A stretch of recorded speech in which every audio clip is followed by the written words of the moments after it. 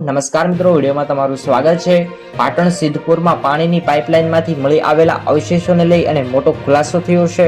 સિદ્ધપુર શહેરમાં સતત 2 દિવસથી પાણીની પાઇપલાઇનમાંથી માનવ અવશેષો મળવાના મામલે આખું શહેર ભયભીત બનવા પામ્યું છે। સાથે જ આ માનવ અવશેષો કોના છે તેના પર પણ રહસ્યમય અંક બંધ રહેવા પામ્યું છે। ખરેખર ચોંકાવનારા સમાચાર સામે આવ્યા છે કે સિદ્ધપુર શહેરમાંથી સતત 2 દિવસ પાણીની પાઇપલાઇનમાંથી માનવના અવશેષો મળી આવ્યા છે। પોલીસ વિભાગ દ્વારા તપાસનો ઘમઘમાટ શરૂ કર્યો। ત્યાં બીજી તરફ ગામમાંથી પણ એક યુવતી ગુમ થવા પામી હતી, જેની પણ કોઈ ભાળ મળવા પામી નથી। ત્યારે 2 પ્રકારે માનવ અવશેષો સાથે પુરાવા મળ્યા અને તેમાંના કેટલાક પુરાવા ગુમ થનાર યુવતીના હોવાનું અને યુવતીના પરિવારજનોને જણાવી રહ્યા છે। જો કે હજુ પોલીસ દ્વારા આ બાબતે હજી કોઈ સ્પષ્ટતા કરવામાં આવી નથી, પરંતુ ચોંકાવનારા સમાચાર તો સામે આવી રહ્યા છે કે યુવતીના ગુમ થયા ત્યારે 12 દિવસ વીતી ગયા અને 12 મેના રોજ ત્યાં હતા ત્યારે ઘરના ખુશીનો માહોલ દુઃખનો પહાડ તૂટી પડ્યો હતો।